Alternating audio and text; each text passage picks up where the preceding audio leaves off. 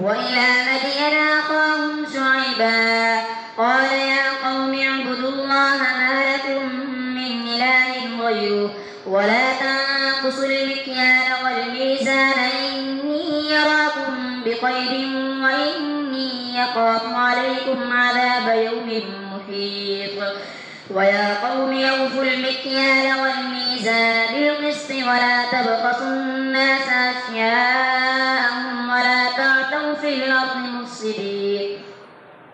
بقية الله خير لكم إن كنتم مؤمنين وما أنا عليكم بحفيظ.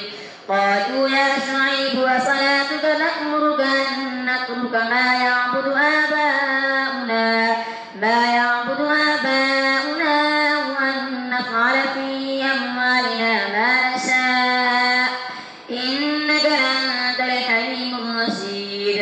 قال يا قوم أرأيتم إن كنت على بينة من ربي ورزقني منه رزقا حسنا وما أريد أن أخالفكم إلى ما أنهاكم عنه إن أريد إلا الإصلاح ما استطعت وما توفيقي إلا بالله عليه توكلت وإليه أنيب. ويا قوم لا يجرمنكم شقاقي أن يصيبكم مثل ما أصاب قوم نوح أو قوم هود أو قوم صالح وما قوم لوط منكم ببعيد واستغفروا ربكم ثم توبوا إليه إن ربي رحيم ودود. قالوا يا شعيب ما نفقه كثيرا مما تقول وإنا لنراك فينا ضعيفا ولولا رهتك لرجمناك وما أنت علينا بعزيز. قال يا قوم أرهطي أعز عليكم من الله واتخذتموه وراءكم ذريا إن ربي بما تعملون محيط. ويا قوم اعملوا على مكانتكم إني عامل سوف تعلمون من يأتيه عذاب يخزيه ومن هو كاذب وارتقبوا إني معكم رقيب.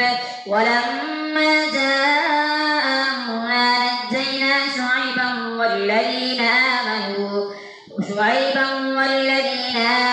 معه برحمة منا وأخذت الذين ظلموا الصيحة فأصبحوا في ديارهم جاثمين كأن لم يغنوا فيها ألا بعدا لمدين كما بعدت ثمود.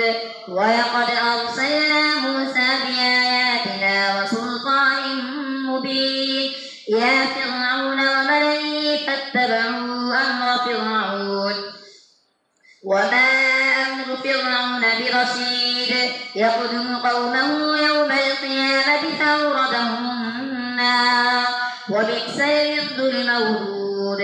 وأتبعوا في هذه لعنة ويوم القيامة بئس الرفد المرفود. ذلك من أنباء القرى نقصه عليك منها قائم وحصيد. وما ظلمناهم ولكن ظلموا أنفسهم فما أغنت عنهم آلهتهم التي يدعون من دون الله من شيء لما جاء أمر ربك وما زادوهم غير تتبيب. وكذلك أخذ ربك إذا أخذ القرى وهي ظالمة إن أخذه أليم شديد. إن في ذلك لآية لمن خاف عذاب الآخرة ذلك يوم مجموع له الناس وذلك يوم مشهود. وما نوقره إلا لأجل معدود يوم يأتي لا تكلم نفس إلا بإذنه فمنهم شقي وسعيد. فأما الذين شقوا ففي النار لهم فيها زفير وسيق خالدين فيها ما دامت السماوات والأرض إلا ما شاء ربك إن ربك فعال لما يريد. وأما الذين سعدوا ففي الجنة خالدين فيها ما دامت السماوات والأرض إلا ما شاء ربك عطاء غير مجذور. فلا تك في مرية مما يعبد هؤلاء ما يعبدون إلا كما يعبد آباؤهم من قبل وإنا لموفوهم نصيبهم غير منقوص. ولقد آتينا موسى الكتاب فاختلف فيه ولولا كلمة سبقت من ربك لقضي بينهم وإنهم لفي شك منه مريب. وإن كلا لما ليوفينهم ربك أعمالهم إنه بما يعملون خبير. فاستقم كما أمرت ومن تاب معك ولا تطغوا إنه بما تعملون بصير. ولا تركنوا إلى الذين ظلموا فتمسهم النار وما لكم من دون الله من أولياء ثم لا تنصرون. وأقم الصلاة طرفي النهار وزلفا من الليل إن الحسنات يذهبن السيئات ذلك ذكرى للذاكرين. واصبر فإن الله لا يضيع أجر المحسنين. فلولا كان من القرون من قبلكم أولو بقية ينهون عن الفساد في الأرض إلا قليلا ممن أنجينا منهم واتبع الذين ظلموا ما أترفوا فيه وكانوا مجرمين. وما كان ربك ليهلك القرى بظلم وأهلها مصلحون. ولو شاء ربك لجعل الناس أمة واحدة ولا يزالون مختلفين إلا من رحم ربك ولذلك خلقهم وتمت كلمة ربك لأملأن جهنم من الجنة والناس أجمعين.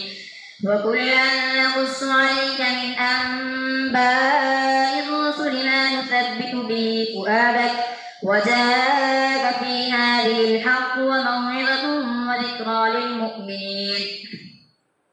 وقل للذين لا يؤمنون اعملوا على مكانتكم إنا عاملون وانتظروا إنا منتظرون. ولله غيب السماوات والأرض وإليه يرجع الأمر كله فاعبده وتوكل عليه وما ربك بغافل عما تعملون. ألف لام را تلك آيات الكتاب المبين إنا أنزلناه قرآنا عربيا لعلكم تعقلون. نحن نقص عليك أحسن القصص بما أوحينا إليك هذا القرآن وإن كنت من قبله لمن الغافلين. إذ قال يوسف لأبيه يا أبت إني رأيت 11 كوكبا والشمس والقمر رأيتهم لي ساجدين. قال يا بني لا تقصص رؤياك على إخوتك فيكيدوا لك كيدا إن الشيطان للإنسان عدو مبين. وكذلك يجتبيك ربك ويعلمك من تأويل الأحاديث ويتم نعمته عليك وعلى آل يعقوب كما أتمها على أبويك من قبل إبراهيم وإسحاق إن ربك عليم حكيم. لقد كان في يوسف وإخوته آيات للسائلين إذ قالوا ليوسف وأخوه أحب إلى أبينا منا ونحن عصبة إن أبانا لفي ضلال مبين. اقتلوا يوسف أو اطرحوه أرضا يخل لكم وجه أبيكم وتكونوا من بعده قوما صالحين. قال قائل منهم لا تقتلوا يوسف وألقوه في غيابة الجب يلتقطه بعض السيارة إن كنتم فاعلين. قالوا يا أبانا ما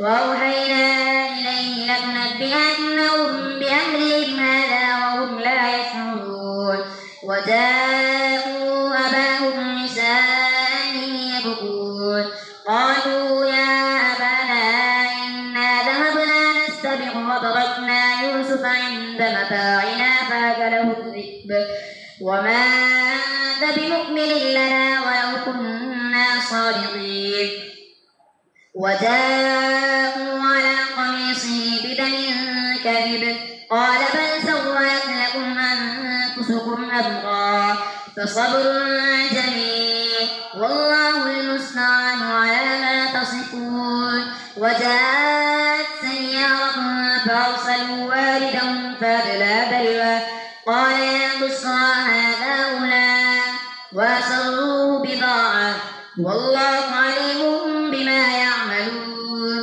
وشروه بثمن بخس دراهم معدودة وكانوا فيه من الزاهدين الله أكبر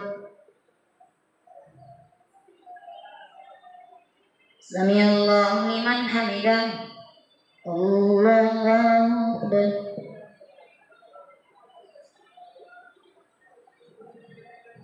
الله أكبر الله أكبر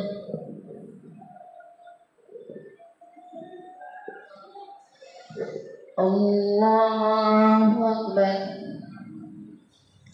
الحمد لله رب العالمين الرحمن الرحيم مالك يوم الدين إياك نعبد وإياك نستعين اهدنا الصراط المستقيم صراط الذين أنعمت عليهم غير المغضوب عليهم ولا الضالين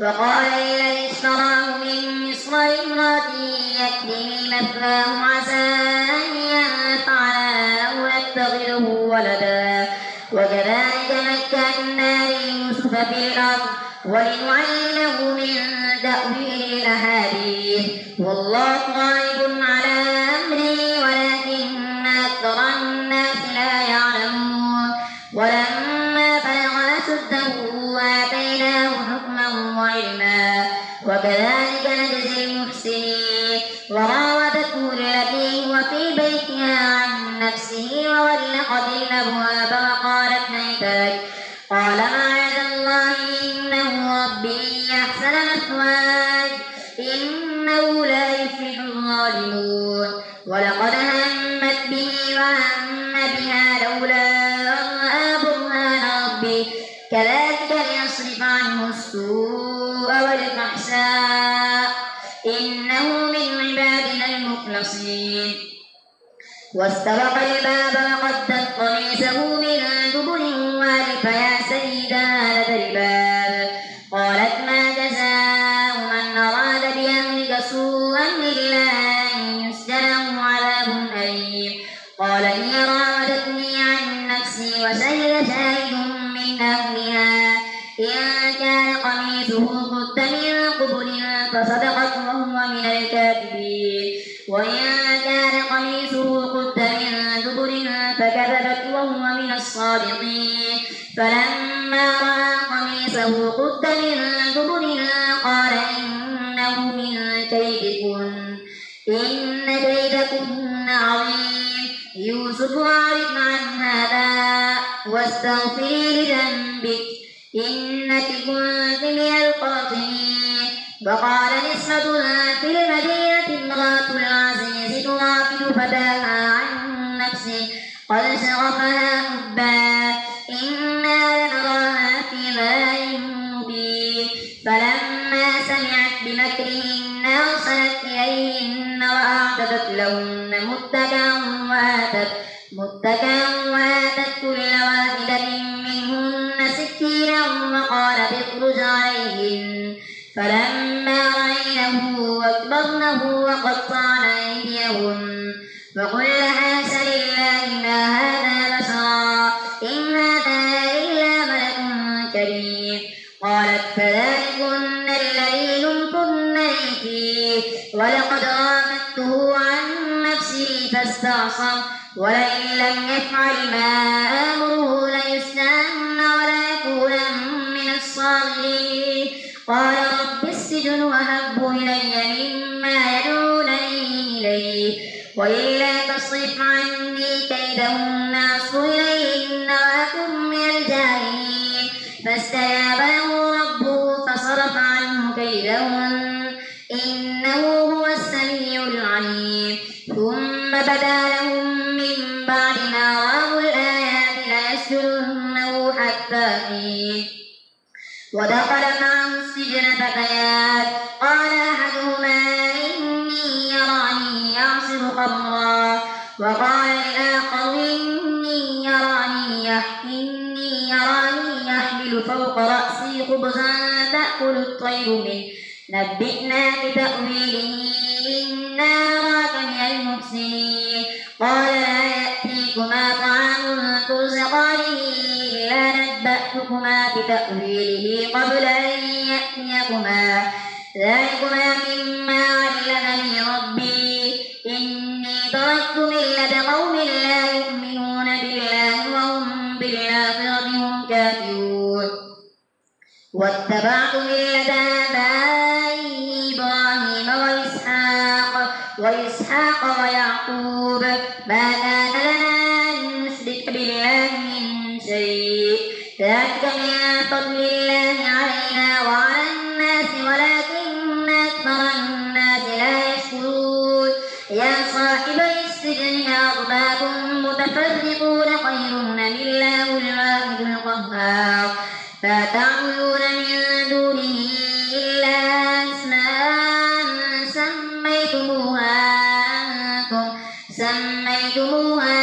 أنتم وآباؤكم ما أنزل الله بها من سلطان إن الحكم إلا لله أمر ألا تعبدوا إلا إياه ذلك الدين القيم ولكن أكثر الناس لا يعلمون يا صاحبي السجن أما أحدكما فيسقي ربه خمرا وأما الآخر فيسلب فتأكل الطير من رأسه قضي الأمر الذي فيه تستفتيان وقال للذي ظن أنه ناج منهما اذكرني عند ربك فأنساه الشيطان ذكر ربه فلبث في السجن بضع سنين وقال الملك إني أرى 7 بقرات سمان يأكلهن 7 عجاف و7 سنبلات خضر وأخرى يابسات يا أيها الملأ أفتوني في رؤياي إن كنتم للرؤيا تعبرون قالوا أضغاث أحلام وما نحن بتأويل الأحلام بعالمين وقال الذي نجا منهما واتبع بعد أمة أنا أنبئكم بتأويله فأرسلون يوسف أيها الصديق وافتنا في 7 بقرات سمان يأكلهن 7 عجاف و7 سنبلات خضر وأخرى يابسات لعلي يرجع إلى الناس لعلهم يعلمون قال تزرعون 7 سنين دأبا فما حصدتم فذروه في سنبله إلا قليلا مما تأكلون ثم يأتي من بعد ذلك 7 شداد يأكلن ما قدمتم لهن إلا قليلا مما تحسنون ثم يأتي من بعد ذلك عام فيه يغاث الناس وفيه يعصرون وقال الملك ائتوني به فلما جاءه الرسول قال ارجع إلى ربك فاسأله ما بال النسوة اللاتي قطعن أيديهن إن ربي بكيدهن عليم قال ما خطبكن إذ راودتن يوسف عن نفسه قلنا حاش لله ما علمنا عليه من سوء قالت امرأة العزيز الآن حصحص الحق أنا راودته عن نفسي وإنه لمن الصادقين ذلك ليعلم أني لم أخنه بالغيب وأن الله لا يهدي كيد الخائنين. الله أكبر.